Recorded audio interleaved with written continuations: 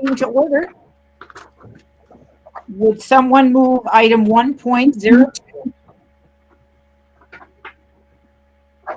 Move it.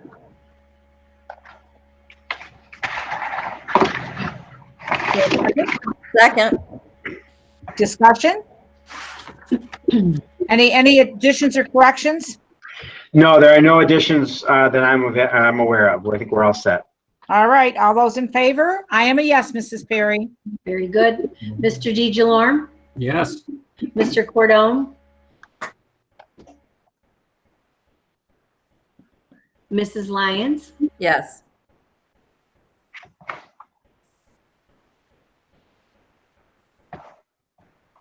Dave?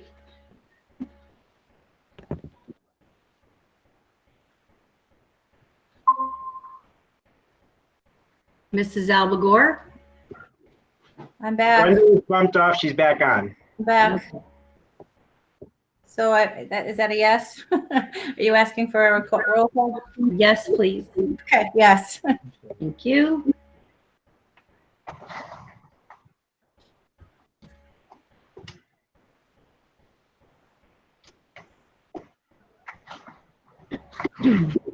So, Did Mr. Cordone respond, Mrs. Perry?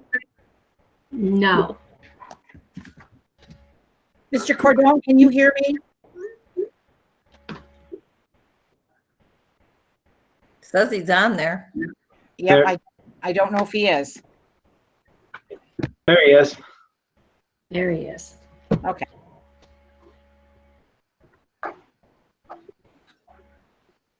So, Mr. Cordone, we are, I'm looking for a vote to approve the November 10th agenda.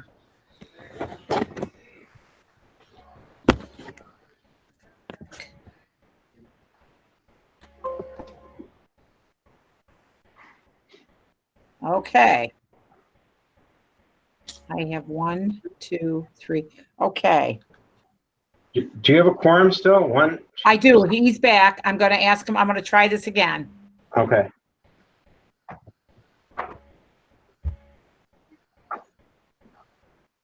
Mr. Cordone, are you with us?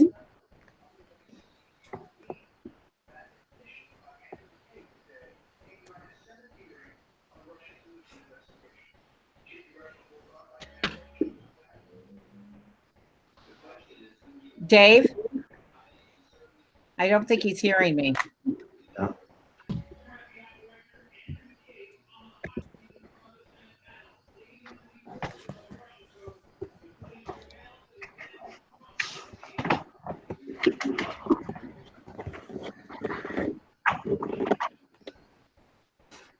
Okay, Oh, you can hear me now? Okay. I can. I've got you. Okay. Dave, My son used the Chromebook, and so the settings were all wrong. Thanks. Mrs. Perry is looking for your yay or nay on action item 1.02, approving the agenda. There were no additions or corrections. I approve. Yes. Thank you. This brings me to just remind folks that in lieu of public forum, we ask people to send us your questions or comments to clerk@fulton.cnyric.org. You may find that on the district's webpage. Item 1.04.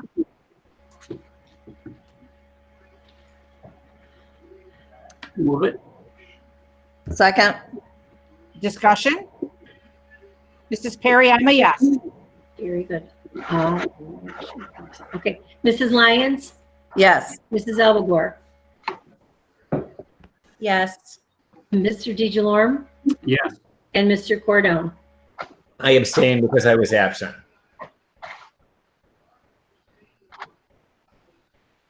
Okay, this brings us to the president's report. Are there any questions regarding the upcoming meetings?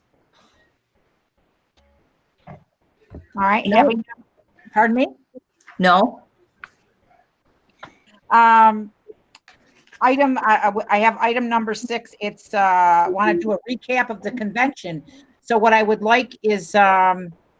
Mr. Cordone, if you'd kick that off and just let us know how the voting went. You were a voting delegate. Yeah, the resolutions all went as the resolutions committee had recommended.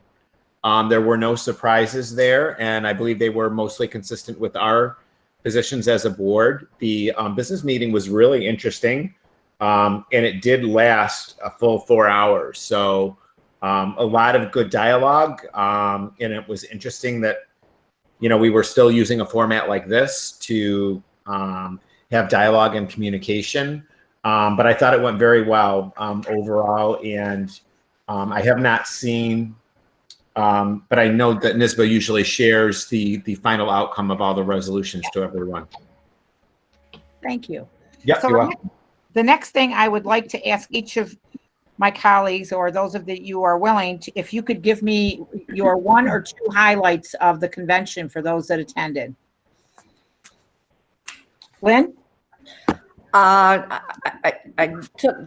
went away with a lot of good information on different things, and I don't have my notes with me. I put them somewhere else, but I really learned a lot. In fact, I shared quite a bit with you, Robin. It was pretty interesting. I kind of enjoyed. I think I got more out of it watching it virtually than I have in the past, being in there. I don't know what else to say. I'll get my notes if you want to ask somebody else, and then I can come back. Yeah, I will. I'm Nick. Yes, I'm looking for notes. Found them. All right, I did the pre-law, which was 2 half days instead of 1 full day, which was nice. 1 full day sitting, even in person, sitting through it for a full day, you lose a lot of information. And then the other one that I had down that I really enjoyed was on equity. And they talked a lot about the special needs folks and ensuring that there was equitable distribution of services and so forth. So one term that stuck was FAPE, free appropriate public education, and it's just that it's a must. It must be consistent and creative for all students. So I hadn't heard that term before. It's been around a long time. Yep. Okay. But thank you. I appreciate that. I want to, first of all, pay my compliments to Mrs. Geithner. She presented and did a great job. I was so proud. As always, outstanding work that you do, and it showcased the great work that you and your folks here in the Fulton team are doing with regard to our social emotional wellness, our approach to that. And as always, I always learn something every time I listen. There's always something more to pick up, and so thank you for doing that. And again, thank you to all of our staff that embrace this belief that we need to address the social and emotional wellness of our students. I also did some sessions in finance, surprise, surprise, and was able to have a couple of interesting conversations with our superintendent. There were some things that were brought to mind. I would say the one session was with a gentleman who works for the comptroller's office, and he shared a number of items, but one thing that stood out was he called it a, good practice. And he talked about budget committees involving stakeholders. I found that very interesting. We used to do that years ago. And the second thing I listened to was a session, and was quite surprised. It was actually Mike Vespi was one of the presenters from Forecast 5. And he was able to impart some knowledge to me that I was not aware of. So I hope to bring that to the table and I will be sharing with all of you when the time's appropriate. So I thank you all for attending, and appreciate what each of you will be able to bring to our conversations as the appropriate conversations present themselves. Superintendent Palvino, I don't know if you wanted to comment on the convention or not. I know you did some work. I thought it was terrific. I actually sat in on the comptroller one as well, and then I watched Jerry's, which was fantastic. And I sat in on a couple of others that I caught, and I thought they were quite good. And I also started to, with all the conferences, I like to download all the presentations. They are open. I want to remind everybody till the 31st. And I did the same thing when I have the superintendent's conference. I go in and I actually, the ones I'm not able to go to, I pull down their PowerPoints, and they're very enlightening. There's a lot of good information in those as well. So I thought it was beneficial. It got me thinking about, one, I could have done one of the presentations on one of the finance ones, and they had shared a lot of the information that we had shared right along, which is around the $14 billion deficit, around the 20%. I was like, wow, every point he had, I'm like, oh, all right, we shared that with our board. So I felt like we had moved that information to you, and it's been quiet for a couple of months. I was just remarking to my team, and I think the one that you and I talked about, Mike's presentation, Mike Vestby's presentation, around with the Forecast 5, you're going to see more of that this year. We actually have a meeting with him this Thursday, and I'll talk a little bit more about that in the budget part of today's conversation as we get ready to ramp up for that.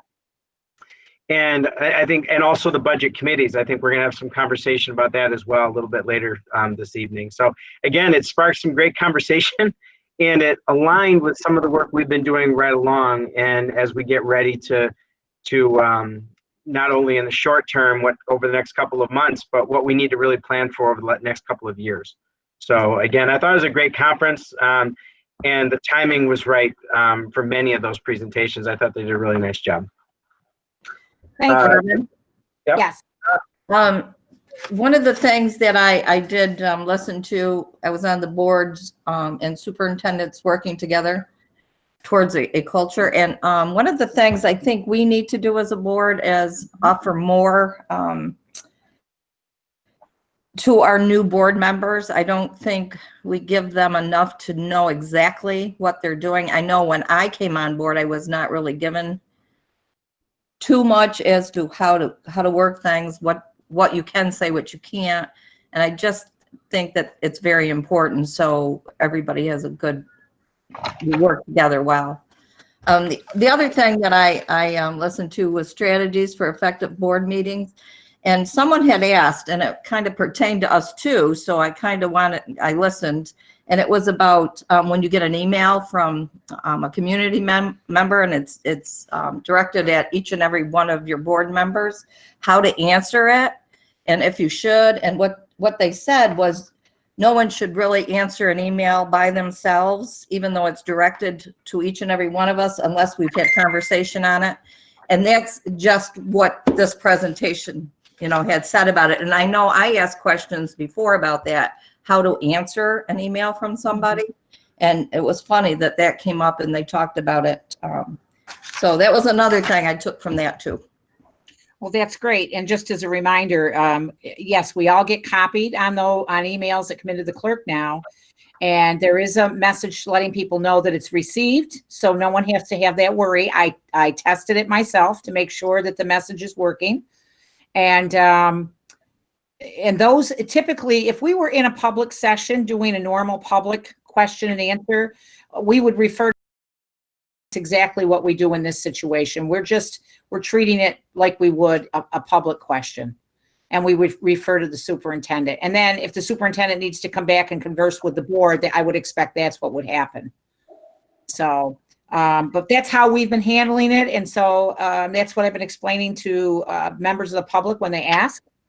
And it's the closest thing we can come to maintaining that public opportunity for people to share their thoughts or ask their questions.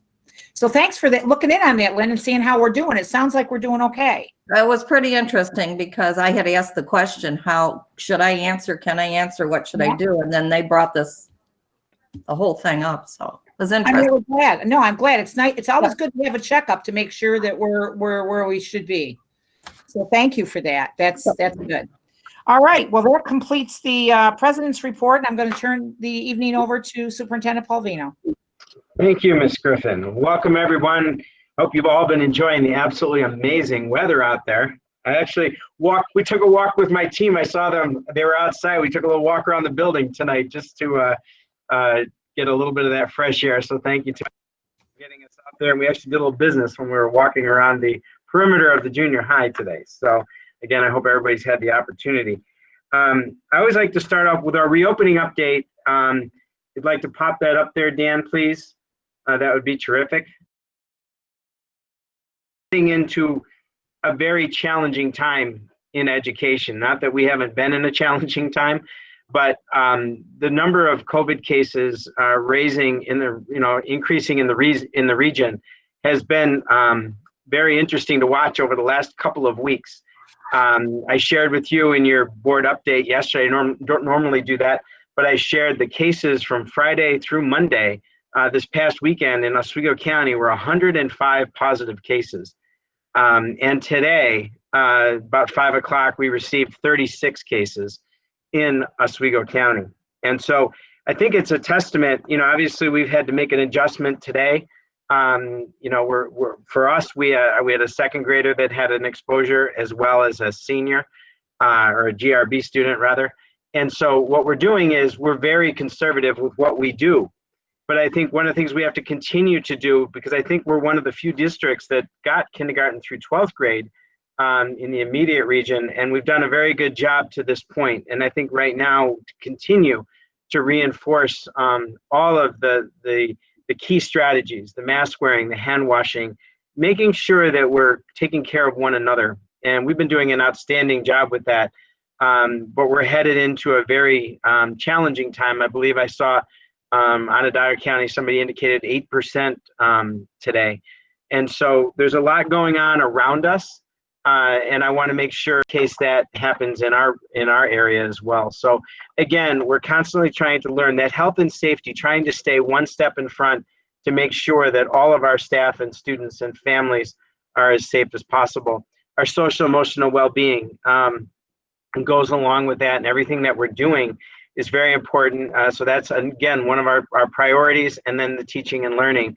Obviously, those three things are key to our success, and so we're focusing a great deal on each one of those areas. Next slide, Dan, please. So our return to learning goals are to maximize our capacity for safe, healthy, and in-person learning environments for as many Fulton students as possible. We still are running right around 70% of our students are taking that opportunity for in-person, and 30% are the remote only. So we're continuing that, provide a comparable online only alternative. You saw the feedback and the ratings and the feedback we got through our survey at the last board meeting. We're continuing to strive and improve and try to figure out how to do it better each and every day. And then provide the highest quality instruction possible in a year of constraints. And the example I gave just a moment ago with respect to how we're handling and addressing the increasing numbers in the region, to plan, reflect, evolve, repeat, constantly looking at. We're not doing that weekly. We're doing that on a daily basis. And sometimes you're doing it multiple times on a daily basis to make sure that we're making the best possible decisions no matter what we're doing. And looking at the data around us, and the data around us drives the decisions that we make, no matter what realm or aspect of the school district that we're talking about. Next slide, please. Tonight we're going to highlight the guided study in the district plans. I'm going to turn it over to Jerry and Jerry Geithner and Donna Parkhurst this evening. This was a request from the board at a previous meeting, so we wanted to come back. So the guided and district plans. Jerry, do you want to go from here? Yes, thank you very much. So we wanted to give you a brief overview of how guided is based in our district plans, and in particular, how it ties to our strategic coherence plan and our Fulton City School District counseling plan as a whole. So within our strategic coherence plan, within the social emotional developmental health domain, we are focused on how we teach directly and explicitly the New York State social emotional learning benchmarks. And you can see the 3 basic goals of those benchmarks here on the slide. Really focusing on how do we help students develop that self-awareness and self-management so that they can tune into their own emotions and feelings, and also manage those emotions in a way that's constructive and beneficial to them and others around them, that they are tuned in to the needs of others and have developed strong interpersonal skills that will help them forge positive and lasting relationships over their lifetimes, including and not limited to relationship with a future employer. And also ethical decision making. So how do we help students develop those critical skills to analyze circumstances that they are in and make decisions that are responsible for themselves, but also have a positive impact on their school, on their peers, on their families, and on their community.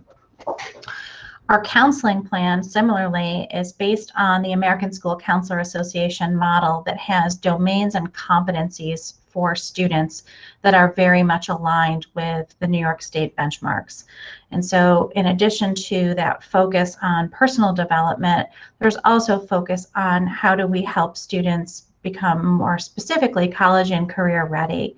As you are aware, we use Naviance as a platform for developing a college and career portfolio, and Guided is one of the vehicles that we use to bring all of these things together into one time period with an adult who supports students. I've linked the GRB Counseling Office page to here so you could see the College and Career Readiness Plan. The Fulton School District Counseling Plan is linked on the high school counseling page. Okay, and on the next slide, you'll basically see how this fits in to a district-wide K-12, but actually pre-K-12 curriculum. So our preschoolers through grade 5 students are learning in the second step curriculum. That curriculum is taught as a dedicated part of their day, and it again focuses on those competencies that are aligned with the New York State benchmarks. And here on this slide, and the Cassell model, Liz Tiffany gave you a much more in-depth overview of that in her presentation in a previous meeting. Once our students leave the 5th grade, they are continuing this year for the first year. The second step program is also in place at our junior high school. Our 6th graders have been using the second step middle level. It's called the advisory curriculum, which really, again, focuses on those benchmarks and those competencies to help students spiral up and progress. And then when we get to grades 9 through 12, we go from the direct learning piece, hopefully, to the application of those SEL benchmarks and social emotional competencies within the framework of the guided curriculum. And I'll turn it over to Mrs. Parkhurst, who can talk to you about what Guided is. Thank you, Jerry. So what is Guided at GRB? Guided is that time where we teach, we take the time and deliberately teach and focus on those social emotional skills. All of our students, our remote students and our in-person students, are scheduled for 2 formal guided lessons every week. So Guided is one of their 6 scheduled bells.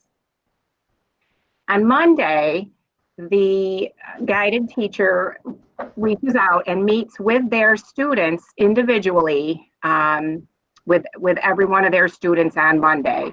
That's the time where the teacher talks privately. Again, it's an individual meeting, but they talk privately with their students about how things are going, what they may need from them, or how they can help with some of their needs. And if they have any questions, again, how do I support you in this current challenging endeavor that we are under?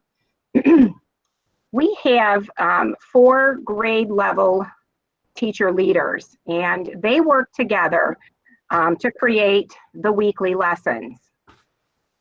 Also behind the scenes for a lot of the planning of the curriculum that we are delivering, the activities that we are creating, Jen Reese and Dan Sherman, instructional coaches, meet with me weekly Kate Guinea is also instructional leader at City BOCES, and she joins us virtually every week to meet in terms of planning. And she's really our expert, along with our coaches, just to make sure that we are on course and on par with those New York State SEL benchmarks. Also, the grade level leaders, again, there's one at each grade level. They meet weekly with our student leaders. So in the beginning of the year, our guided teachers talk to the kids about some of the qualities that it takes to be a leader and solicited their help. Who wants to help create this time? Who wants to help create a positive climate and environment at GRB? And we got a great response.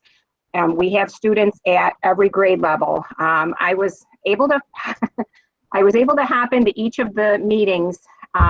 They meet with the student leaders on Mondays, and they are really getting feedback from the kids, not only on the lessons during the guided time, but they're getting their input on creating the new lessons each and every week.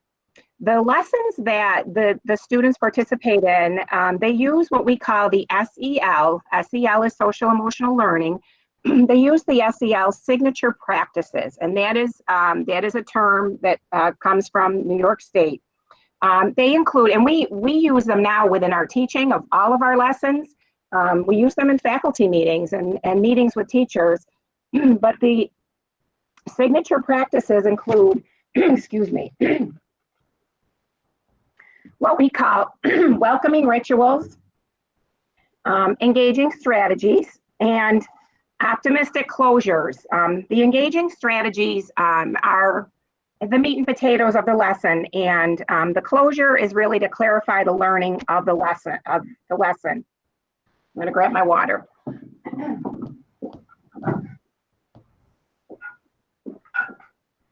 One example from this week that the kids that we are engaged in for our guided lesson, this week we are focused on bravery. I'm going to bring you back to positivity, P2, and we are still using that material as a resource within our teaching and learning. So bravery is our character trait this week.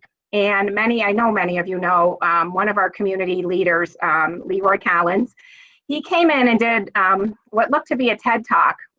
He did it on our stage by himself.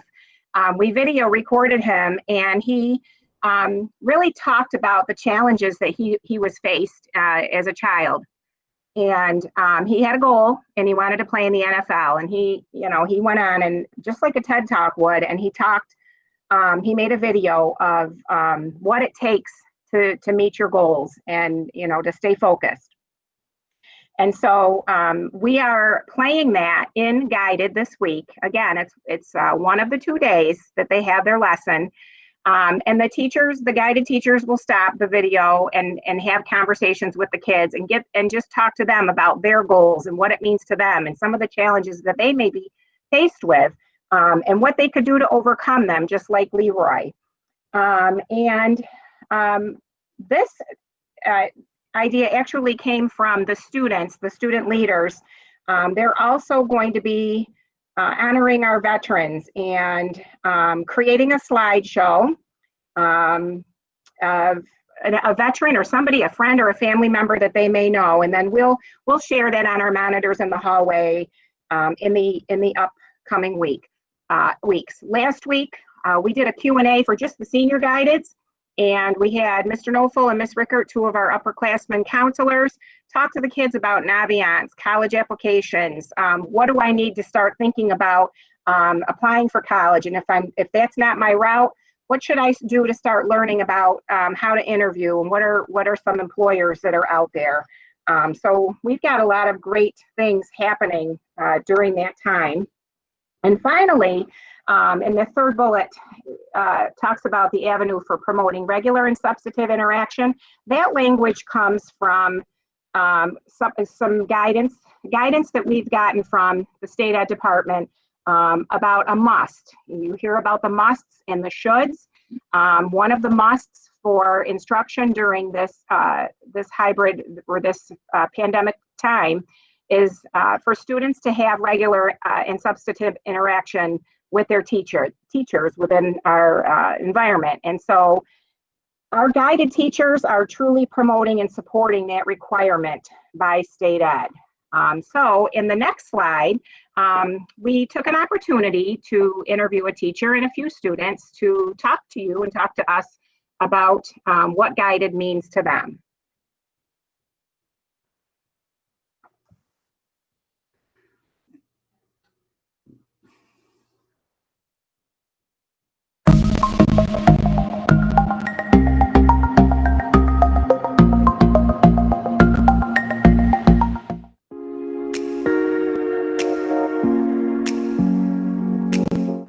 Some things that are going well with the guided program this year are the Monday Google Meets, when we meet individually with each student every Monday morning, and the lessons that we are focusing on, the SEL benchmarks and the positivity character traits when they're in person in school, or if it's a virtual classroom, they're being taught virtually those same ideas. Some things that are going well are the fact that we get to check in with our teachers and ask questions, and we can kind of just take a break during the day and check in with our friends.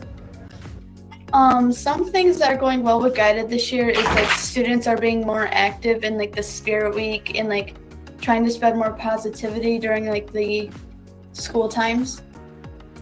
Some things that are going well with guided this year is that it has helped me come more out of my shell, and like to help me show students that you can be like crazy obnoxious but still have a great voice.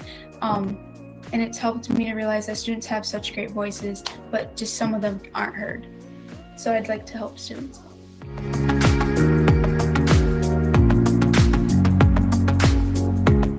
One challenge that Guided has been able to help me with is the fact that we don't see our students every day this year because of the pandemic. Guided has allowed us to touch base with our guided students every single day. We put a question up each morning that the students have to respond to. We use that for attendance, but we also use it to gauge if they need any help. And if they reach out saying that they need help, we contact them either during office hours or during our free time, and we make sure that everything's okay. A challenge that Guided has been able to help me with is getting all my questions answered when I get confused with things and checking in. Some of the challenges that Guided has been able to help me with school this year is like staying focused and like emailing us about like certain things that need to get done for school. A challenge that Guided has been able to help me with is showing students that your voice can be heard. Maybe it's not right then and there, but it can be heard.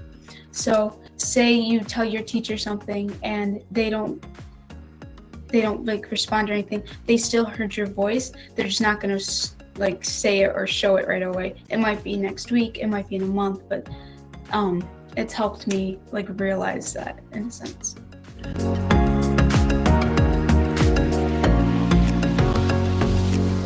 Some of the ideas that we've really stressed and taught this year in Guided are goal setting, and we've spent a lot of time with the P2 character traits each week.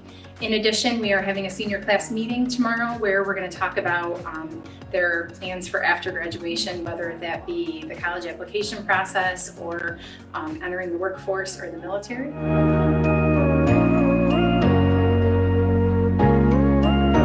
Some things that I've learned in Guided this year are more about the college application process, goal setting and achieving the goals, and then more about P2 and our character traits. What I have learned and Guided this year is like how to become a leader and how to spread more positivity throughout the school and like helping kids with certain things. Something I've learned and Guided this year is to be a better leader. I've joined Student Senate, and this year I'm the creator of the Spirit Weeks, and that is a big deal to me because it shows me like, hey, I created this and now students are actually doing it, they're enjoying it.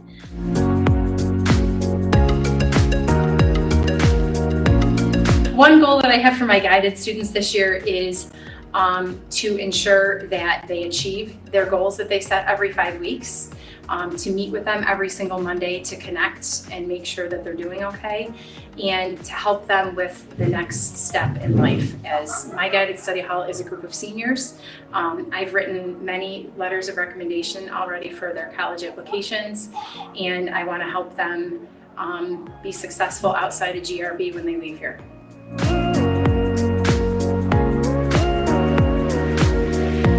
A goal I have for Guided is to achieve the goals that I set for myself every 5 weeks, including emotional, social, and academic goals, and to set more goals every 5 weeks.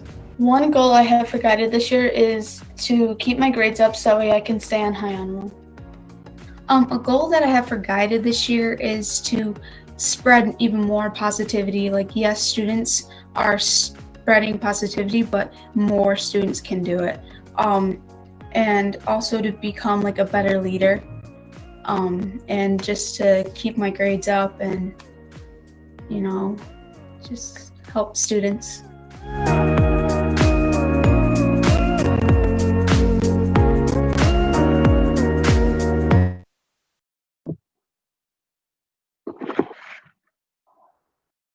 And while we get that last slide up, you heard Mrs. Kent mention that it is the time that the students take the daily attendance during Guided each day, and she talked about a question that the students need to answer.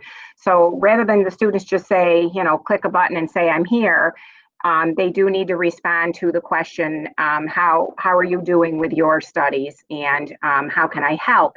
And so when the Guided teacher sees that they have maybe 4 kids that need help in math, 5 kids that are behind in, you know, social studies, and maybe a couple of questions about PE, that Guided teacher goes to those teachers and makes sure that the students are getting, like I had mentioned earlier, just helping them helping them to get the help that they need.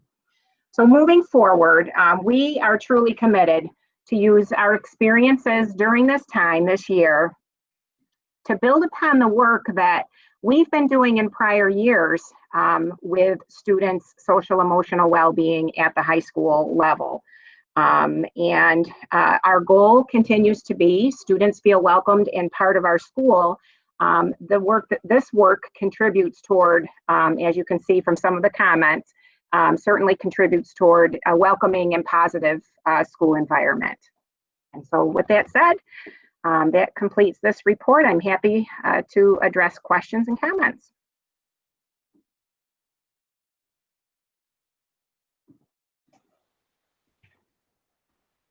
Okay. Lynn, you have a question?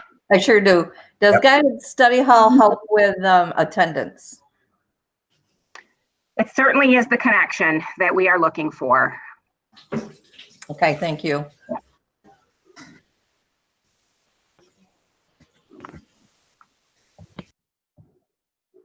Okay.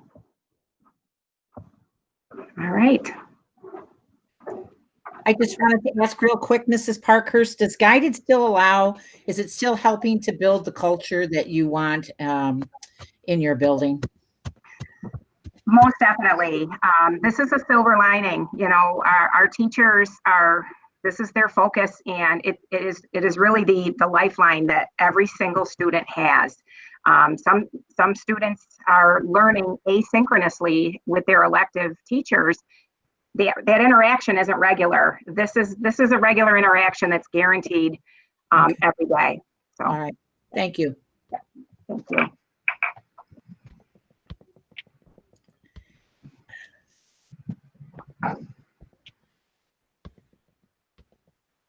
Brian, you're muted.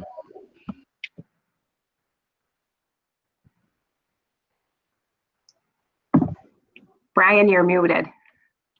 Muted. Well, that would explain. That's probably people are enjoying that. I talk too much, so I had clipped it off there. Again, I wanted to thank you to Jerry, Donna, and it was a good presentation. It was a request from the board, so thank you. Those are the kinds of things that help others. That chances are, if you have those questions, many others do as well. So, thank you. The next presentation is on the professional development on November 6th. Dan, do you want to talk about that? I'm just going to preface, I've been doing this, gosh, hard to say, 31 years. I'm in my 31st year. And this was one of the better professional development days that I've participated in and been a part of. And the feedback was really quite positive. And I learned a lot. I attended a number of sessions, and they were very practical and applicable. And with that, Dan, you want to just have some comments and talk about it a little bit? If you don't mind, I'd love to share the great website that our own Dan Sherman put together. Give you a quick little tour of our staff's day on Friday.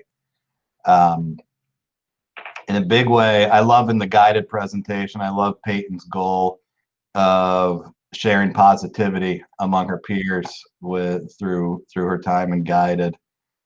And in a big way, that was a major goal from our November 6th Superintendent's Day. The honest truth is that pre-COVID, we had planned to bring in a couple major presenters from National Professional Development Group. But as you've heard me and the others state repeatedly in our reopening updates, the playing field is completely leveled now in terms of experience. And in fact, it's our teachers who are now the experts. That's why we love bringing you those pieces of the voices of our teachers and students.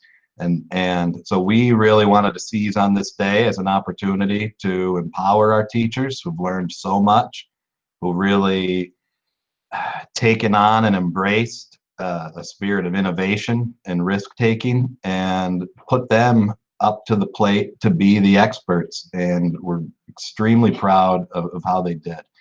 So I'll take you on a little bit of a tour here.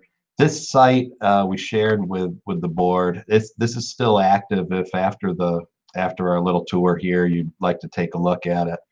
The day started with a welcome message from my cronies, Mrs. Geithner and Mr. Lisi and myself, and you can still view that if you'd like.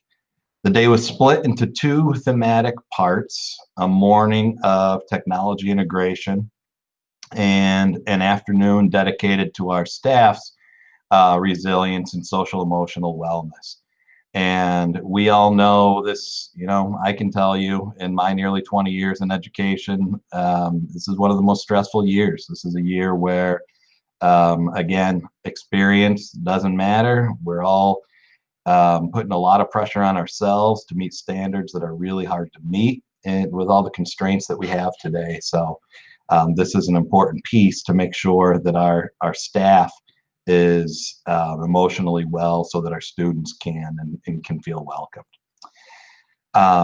Again, as I said, we owe the setup of this website to our fantastic instructional coach, Dan Sherman, and to Mr. Lisi's technology department, who are on hand all day to support users as they moved through the day. So as I enter the morning,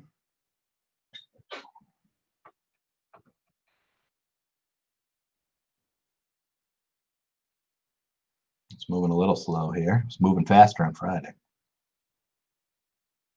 The bulk of the morning was dedicated to a concept called open classrooms. And the idea behind this was to create the sense of an ed camp format, or moving around. Really, if you can imagine moving around a large convention where you're able to stop from table to table and hear bits of information on various topics from experts. So those experts were our teachers and our coaches. And you can see here an array of topics on different tech tools like Pear Deck, for example, or Flippity or Go Guardian. I'll be very honest, many of these were new to me, but our teachers stepped up to host Google Meets just like this one, where colleagues could enter the meet. It was an open forum setup where questions could be asked. Presentations were kind of short presentations were played on repeat. You can see that resources were made available for participants to take away. What was really neat about this format that the teachers took to very readily was what would happen in the chat. So although I might be presenting on Pear Deck, or I should say although Amanda Brenner might be presenting on Pear Deck, you might see a side conversation in the chat where two participants are commenting on a particular use and making a connection to meet up later on and develop and apply that together. So that was really exciting. We had 25 teachers step up to the plate and volunteer to host these sessions, and they did a phenomenal job. Many of these were first-time presenters, so again, risk-taking and innovation, that spirit made us very, very proud. What was a really neat idea, and again, in the spirit of that sharing positivity, was a comment board that Dan Sherman set up. Let's see if I can share that. So at the end of that open classroom format, participants were able to post a comment to show some appreciation for their peers who had hosted these events.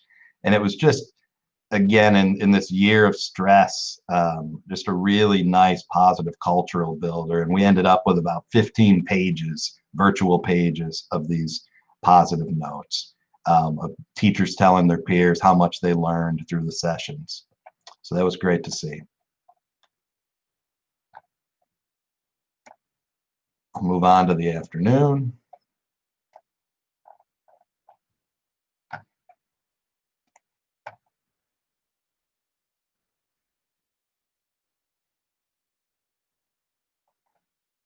Again, in the afternoon, we devoted time to social emotional wellness for adults. And we have our own Liz Tiffany, Director of Student Support Services, to thank for putting together a really thoughtful, well-rounded program for the afternoon. Here we had a mix of some presenters from City BOCES. Here's Kate Guinea, who Mrs. Parkhurst mentioned earlier, who works with us frequently, as well as more of our own teachers who stepped up. I participated in Julie Cook Lynch's fantastic session on distress tolerance. And it was just really, really interesting to see how in this format, this Google Meet format, 60, 70 participants would felt really comfortable sharing their experiences of being a teacher in this situation, learning strategies, sharing strategies. And it was just a really positive day of professional learning and really professional connection. And we, of course, surveyed and administered an evaluation at the end, received 350 responses from our participants, and it was great to see very high marks from our teachers for their colleagues who stuck their necks out to present. So we're extremely proud of everyone involved. We're really proud of our teachers for all the learning they've done and for sharing it with their colleagues. So if you get a chance, please do check that link if you haven't had a chance to yet.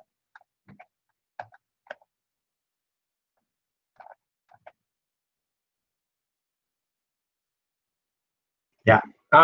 Thank you, Dan. It was truly a great day. I don't know if any of you had the opportunity to stop in and check it out, but it was fun. And it was really a positive way, and it really demonstrated the possibilities that we can accomplish for online opportunities. It was amazing to see and what we can do to replicate those types of things for our kids. So we have come so far. That wouldn't have happened last March. And to see where we are, what are we now? How many months is that? Gosh, it's 8 months.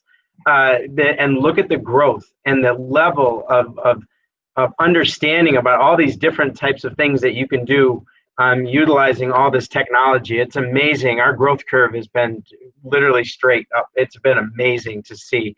And it was a lot of fun to interact with our teachers in a very natural kind of way. I had great conversations. It was a lot of fun. Also, I didn't know, with our reopening plan, before we get too far away from that, I didn't know if Chris, he's still on there. Chris, we want to talk about our PPE and COVID at all? Anything you want to add? I should always have a COVID update from you as part of that, but is there anything you'd add to that you want to talk about with our PPE, anything like that this evening? Our PPE is, we have a steady supply coming in, whenever we get low. We have, several different vendors out there that are being able to replace any PPE when it gets low. We haven't really seen a shortage of yet, and we're keeping a good balance of inventory in stock. So, COVID, there's always something changing every day. And I don't know if anybody had any questions specifically about COVID or about our response to anything. Super. One thing I'd like to say, we're getting a lot of great feedback, from the county and how we're doing. And Chris and Jerry have really taken the lead, working closely from the human resources perspective. And Chris has really tackled that. All of our students in handling all the aspects of COVID, really been an amazing growth curve. He reminds me often that that's his second job, not his first job. He's our athletic director, but he's doing a phenomenal job, and I would be remiss in not calling that out. Our PPE costs have remained flat. We sent you the latest grid, and it's really not much of a change. In fact, I know that he was working closely with Terry, and now we have more disinfecting wipes through Terry, correct? You and Miss Warwick. Yeah, that's correct. Yep. She had a vendor that had an extra supply of some of the wipes, and sold us wipes to be able to get us back up into our inventory and into our stock. So that was nice. Yeah. So there's a lot going on with that. I also want to say, if you hadn't seen it, we did share it with the board. We provided the decision-making framework for COVID-19. How do we make those decisions? And the process that we go through, that was shared with you. We also shared that with the entire staff. Chris has attended a staff meeting, I believe, here at the junior high. And I think that's really helping everybody understand the decision-making process and how methodical we go through things, and how do we make sure that we're working in concert and collaboration with the Department of Health. And I think there's a lot going on and a lot of moving parts. And as Chris alluded to, it changes on a daily basis. And this week we're starting to learn about what does it mean to be just north of a zone, and trying to get our head around what that may mean for us, or also just exploring, as numbers start to increase, how do we start to handle some of those things? And I think we've been one step ahead so far with our COVID, the descriptions of our decision making last week. We're going to be doing some more videos, things like that. But the biggest thing that I can express this evening is the best thing we can do is make sure we continue to practice all of those musts and those elements of our plan. We've gotten this far because of our plan and because of all the people that are making that plan go. And that's all of our students, all of our staff, our families. These are very different times. If you said to me a year ago at this time, we'd be taking the temperature of every single student as they get on the bus and as they pull into our parking lots, I would have said, yeah, right, that's never going to happen. Or that we're going to be wearing masks in classrooms, or we're going to make sure that our kids are making sure that they're washing their hands, and we're teaching all of those different kinds of things. These are lifelong types of skills. But more important, we're teaching the skill of coming together and supporting one another and believing in one another to accomplish anything. And I believe that we're up for some more difficult times, I think, coming up. And as these numbers rise a little bit, and it's hard. But I want to commend our staff, our students, our community for sticking in there with us as we move forward. I know we've got some decisions, and I'll slide it in here. I wasn't going to talk about it this evening, but I did actually speak with one of our constituents before the meeting who had sent in an email and had a great conversation, a question about athletics. Right now we're gearing up, and Chris, chime in for me here. I believe, correct me if I'm wrong, the start of the season is when possibilities are. We have some time still. Sure. So Section 3 met last week. That's the area regional sports association that makes the rules of our area. And they met last week, voted on delaying the start of sports to December 14th.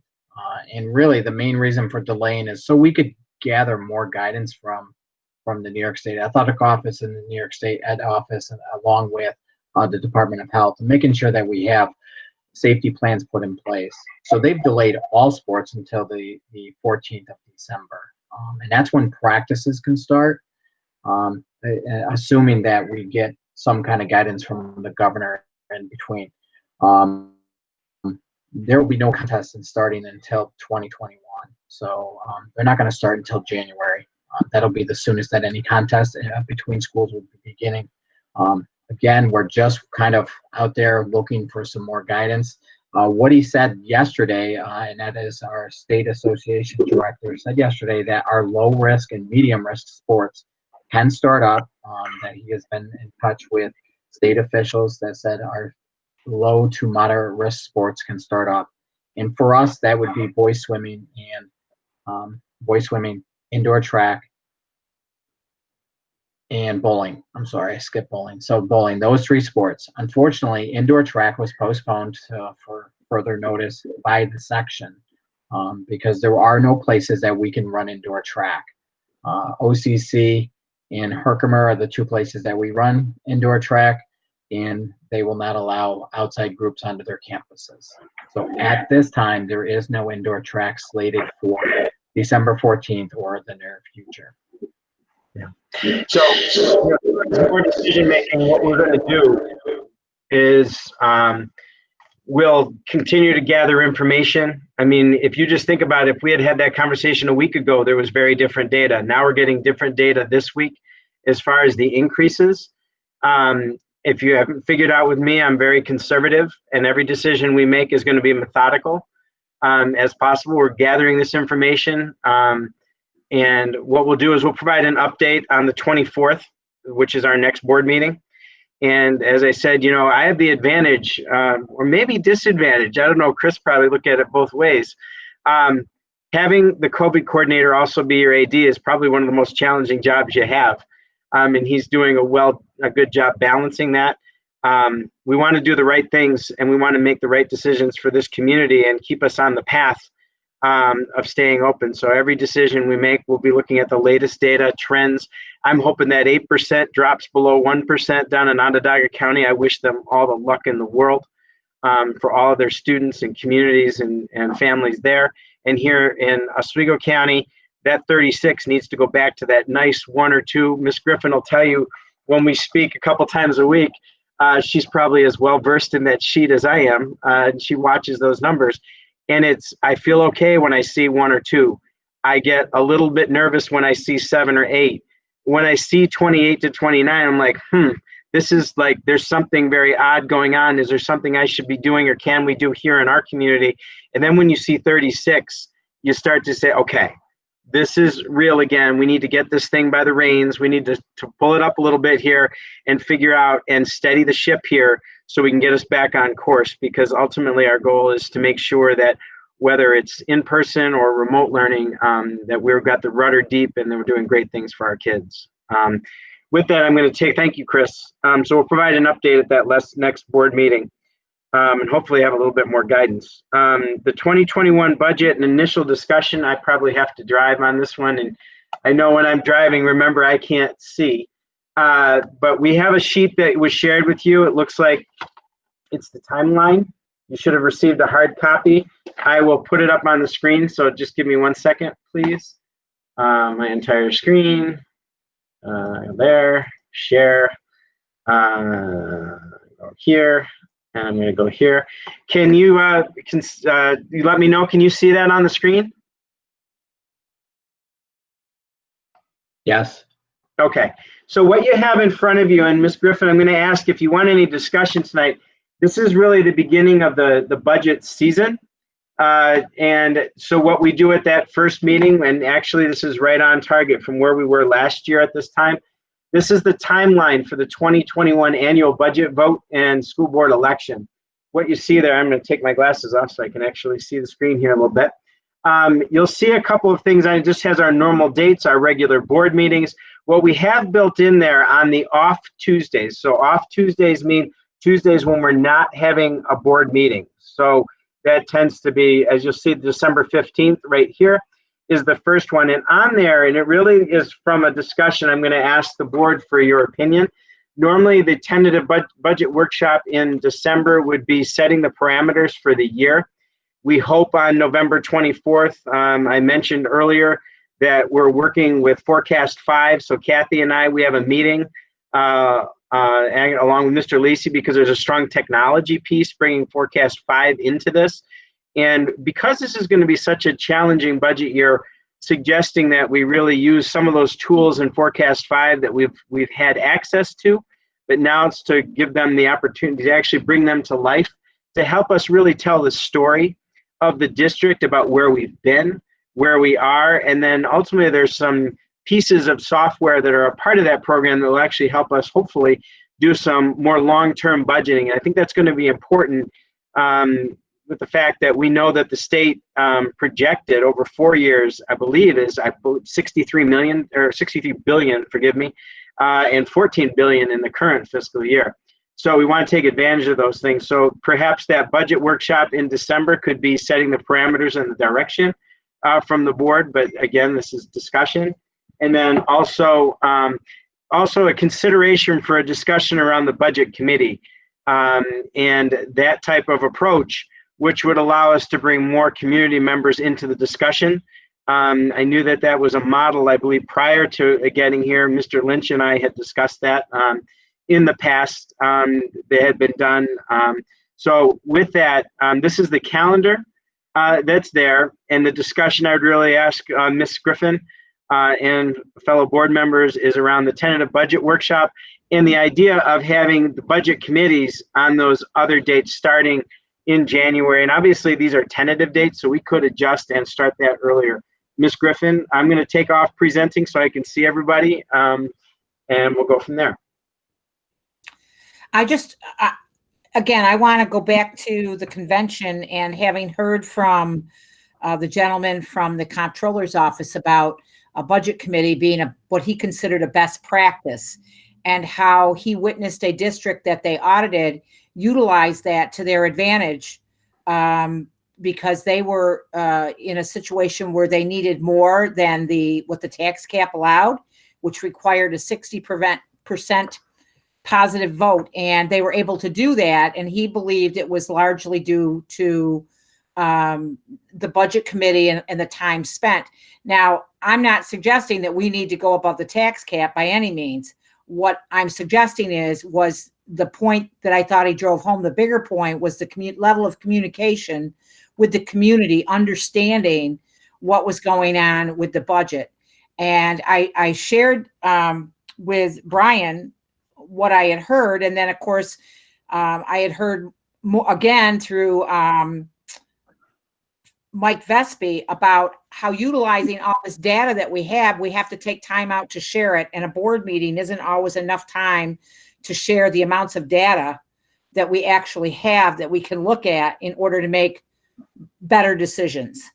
And I left it with, I left those thoughts and asked Brian if he had an opportunity to look at those things, and left it with him to decide whether he thought this was something that he would be interested in doing, that we had done it and then we stopped doing it. And it was really, he builds the budget, and I feel that he has it's in his vested interest to decide whether he even wanted to offer to do that with this board and community.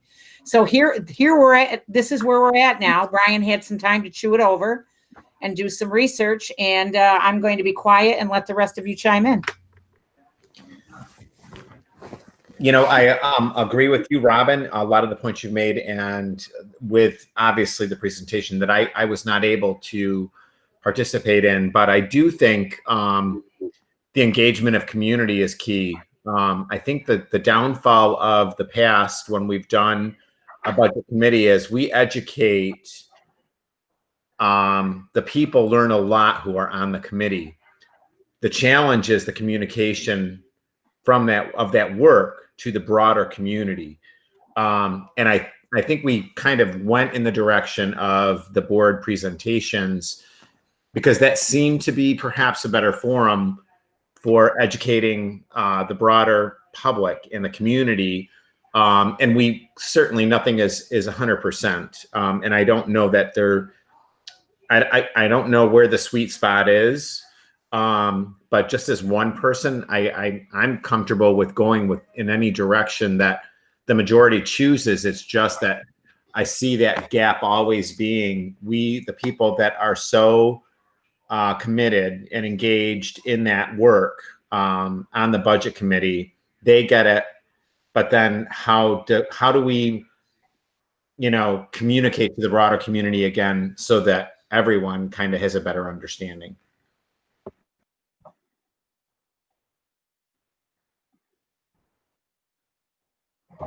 I would say one thing, we have an advantage right now, and I didn't know this, but we're in this virtual world. And I think that gives us a leg up that we never had in the past, Dave.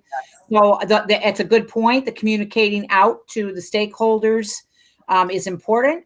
And this would be different from the standpoint of the virtual world. And of course, we can record things and keep them on our website, which is also something different than what we've done in the past. So I would offer those two thoughts as different from before.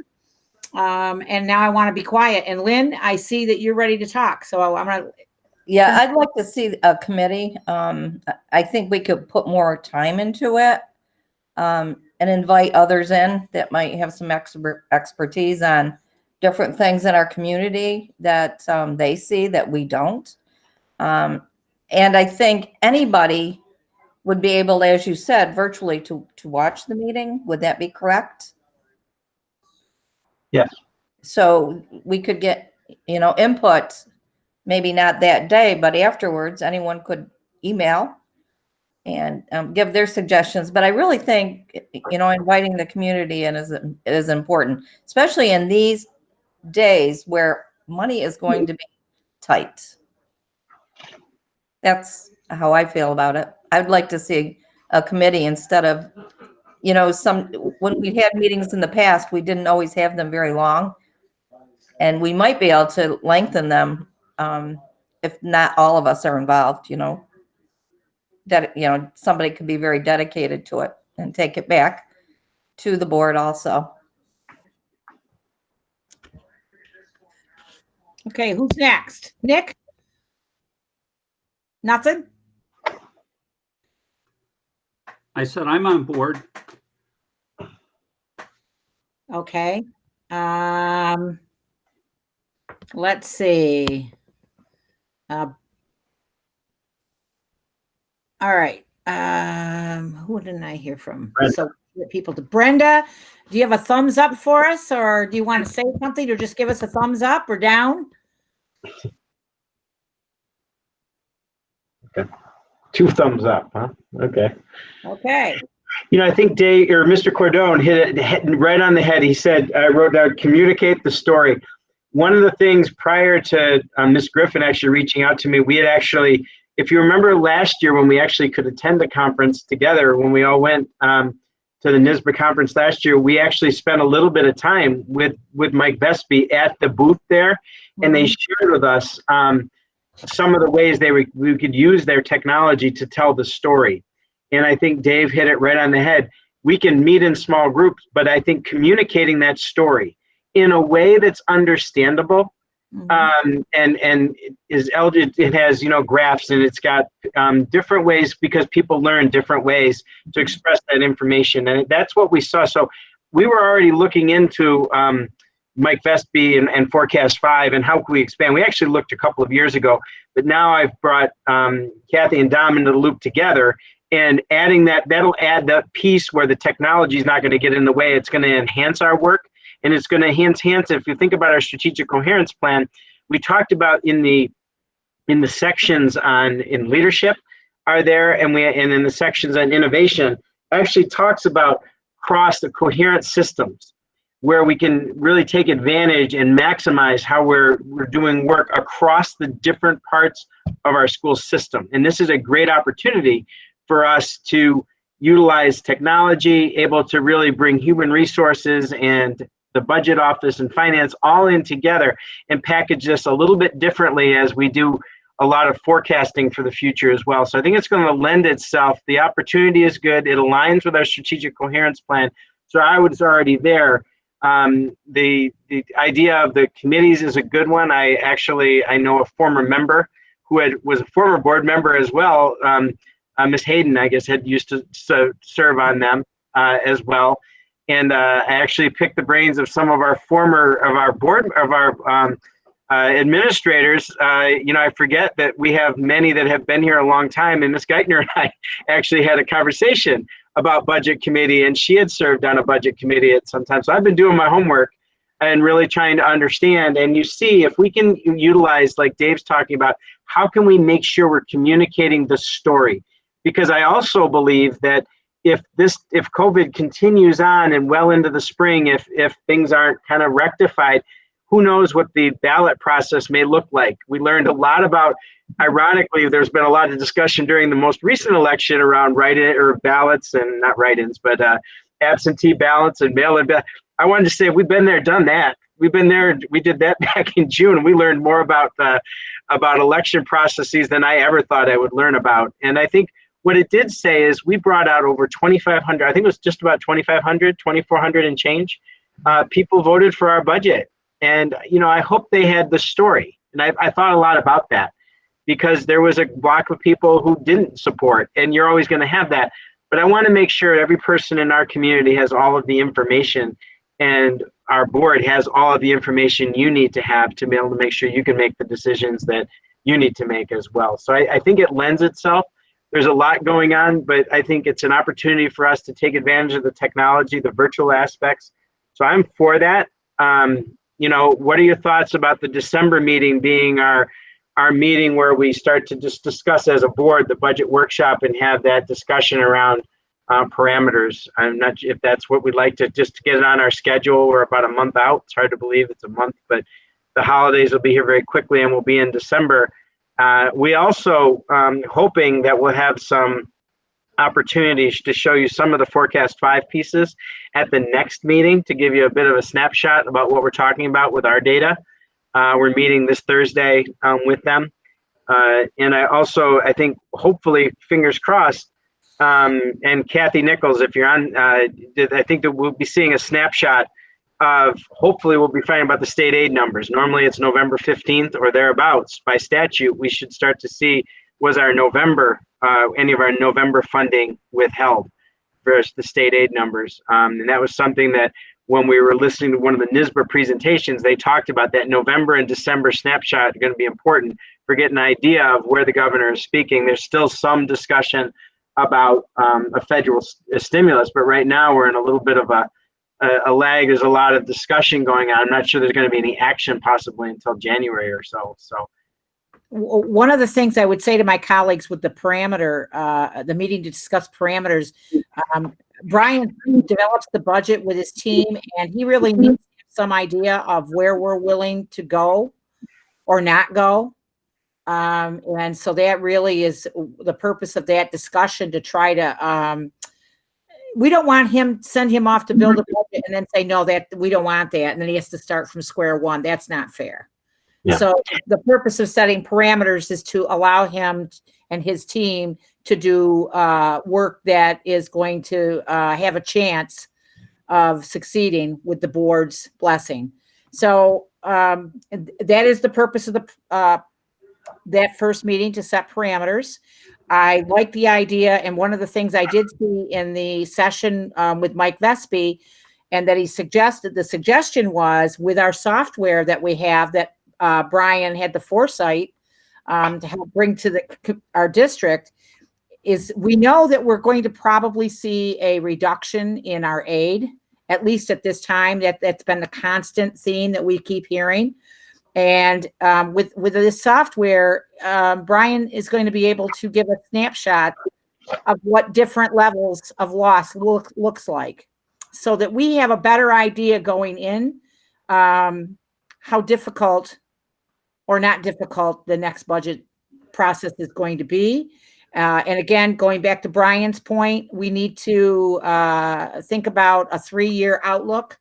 What we can sustain. Sustainability, it means a lot, and we need to do some work to help our community to understand what that means, because we may be making decisions that could frustrate some people. And again, nothing's set in stone, but because we have a lot of opportunity to be challenged, we keep being told we're going to be challenged by all of the organizations we belong to, these professional organizations, and you read about it in the newspaper.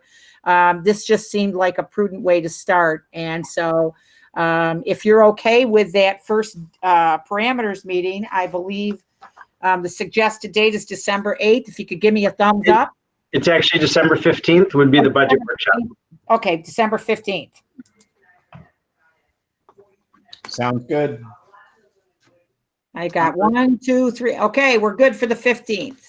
All right. Thank you very much. And that's the conclusion of the superintendent's report. Thank you. Thank you. Would someone move item 4.01? Move it. Second. Discussion? Mrs. Perry, I'm a yes. Mrs. Lyons, Yes. Mr. DeJolorme, Yes. Mrs. Alvagore, Mr. Cordone. Yes. Item 5.01, please. Move it. Second. Discussion? Mrs. Perry, I'm a yes. Mr. Cordone, Yes. Mrs. Lyons, Yes. Mr. DeJolorme, Yes. Mrs. Alvagore.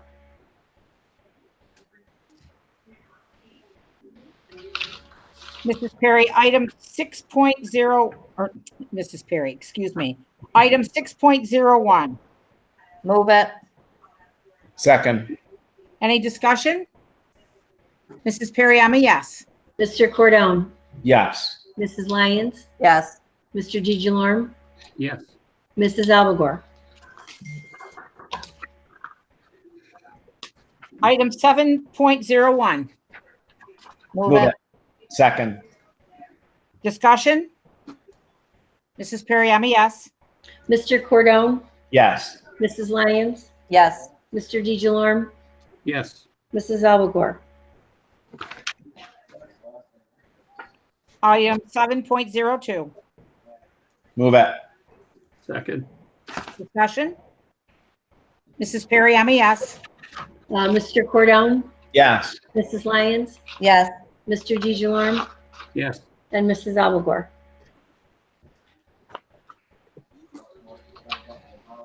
Seven 7.03, please. Move it. Second. Discussion? Mrs. Perry, I'm a yes. Mr. Cordone, Yes. Mrs. Lyons, Yes. Mr. DeJolorme, Yes. Mrs. Alvagore. Item 7.04. Move it. Second. Discussion? Mrs. Perry, I'm a yes. Mr. Cordone, Yes. Mrs. Lyons, Yes. Mr. DeJolorme, Yes. Mrs. Alvagore. Item 7.05. Move it. Second. Discussion? Mrs. Perry, I'm a yes. Mr. Cordone, Yes. Mrs. Lyons, Yes. Mr. DeJolorme, Yes. and Mrs. Alvagore. Item 7.06. Move it. Second. Discussion? Mrs. Perry, I'm a yes. Mr. DeJolorme, Mr. DeJolorme, Yes. Mr. Cordone, Yes. Mrs. Lyons, Yes. Mrs. Alvagore,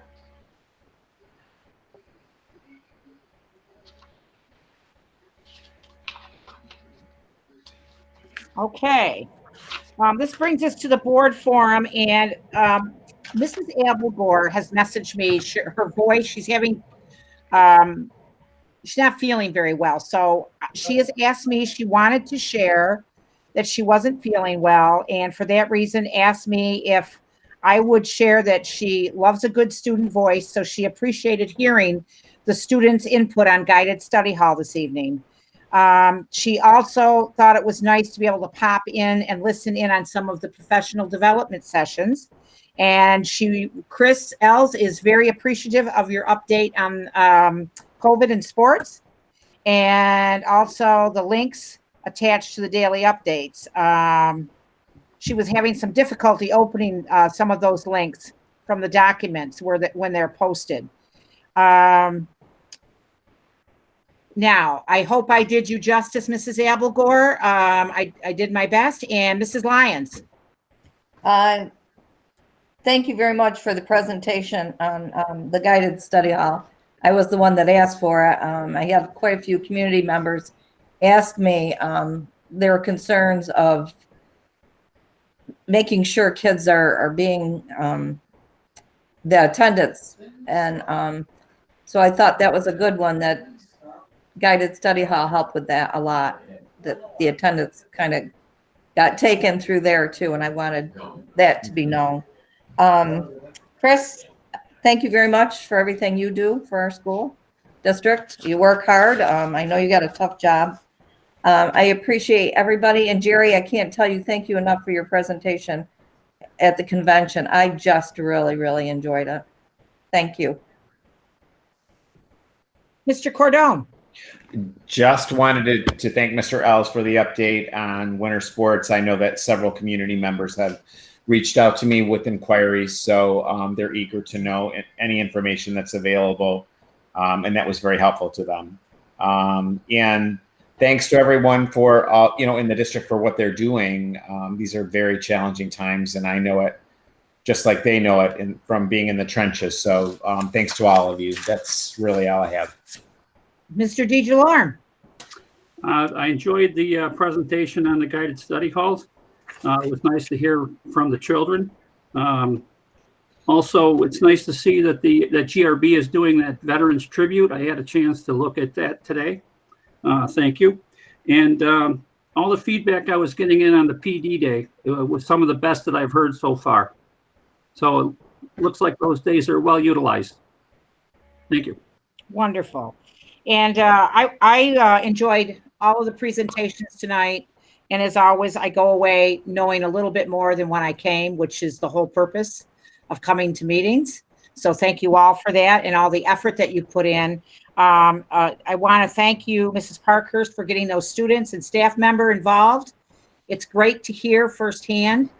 It makes me feel a little bit better to hear firsthand. Not that I don't trust what you say, but there's something about firsthand voices that make an impact. And I have a question this evening, and it's probably not the right time, but this is important, and I want a lot of people to hear about it.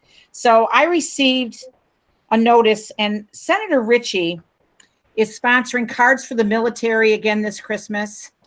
And I don't know if that's something that, I'm sure there's probably staff members throughout the district that possibly do this on their own independently. But I wanted to mention that these Cards for the Military and her drive, I don't know if there's a place if people wanted to drop cards, and it's cards made out to dear service member. You don't specify, and you don't put them in an envelope. And the cards we need to have a collection spot and then drop them off. There's different drop-off sites to our senator. And she will see to it that they are dispersed to our persons in the armed forces. And so because they're not sure of what part of the armed forces, they do like it to be generic, just dear service member. And they encourage, if you want to make a nice, write a personal note, that's okay. And they just would like you to sign first name and city and state. And that's all that's being asked. So I'm just sharing that now, and I will have to get the cutoff. They're due. They have to be into Senator Ritchie by December. I think it's December 1st. But I just wanted to mention that. And if anybody is looking for something to do because they're bored being at home, if you wanted to write a few cards, I don't know if you could help me with a drop-off point, Mr. Polvino, and you could think about that. If there's a place, I would volunteer. I could pick them up once, we could set a date. I could make sure they get delivered if that helps. But I just thought it was a good cause, and I'd like to support the senator's request if we can do that. Robin, if I can build on that a little bit. I know when I was overseas, I always enjoyed, my wife had her class make cards, So if that's something at the elementary, actually all the way through, because the high school kids are so creative, you can make them generic, but the servicemen really enjoy getting those. So yeah, and that's great. I'm glad to hear that, Nick. I just thought it was worthwhile. And again, this is one of those times that we're being asked as citizens told how we can help. And I thought it was just a good cause. And again, I just don't have the capability of setting up a drop-off point. But if we had a way to do that, again, I would see to it that they're picked up and delivered if possible. So I'm going to leave that out there. And if you need any more from me or not, you know how to find me. So thank you all for this evening. So we will now leave this portion of our meeting. We're going to take a 5-minute break, and then we're going to go into executive session. Thank you. My thanks to those of you who showed up tonight to watch and participate. It's always appreciated. So we have 5 minutes, folks, and board members will be back here to take care of the rest of our business. Mrs. Griffin, Yes. we need to move 8.02. Oh, I move it. yeah, thank you. Someone move it. I did. Thank you, David. Is there a second? Second. Any discussion? Mrs. Perry, I'm a yes. Mr. Cordone, Yes. Mrs. Lyons, Yes. Mr. DeJarme, Yes. Mrs. Albagor. Thank you, Mrs. Perry, for keeping me on track. Have a good night, folks. I'll see the rest of you in 5 minutes.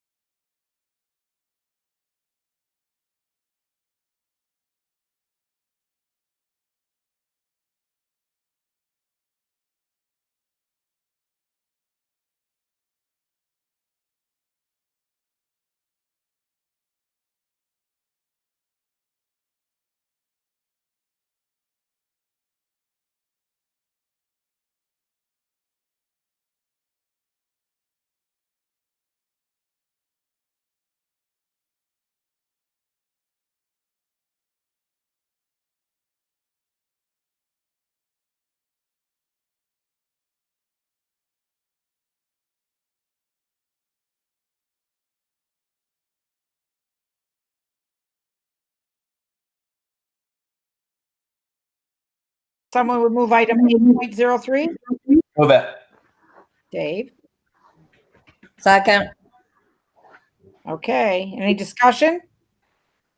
All those in favor, thumb up. Okay, we're out of here. 1, 2, 3, 4. Thank you all. Have a great evening. Stay healthy. Stay safe. Have a I great hope you evening, feel everybody. better, Brenda. Thank you.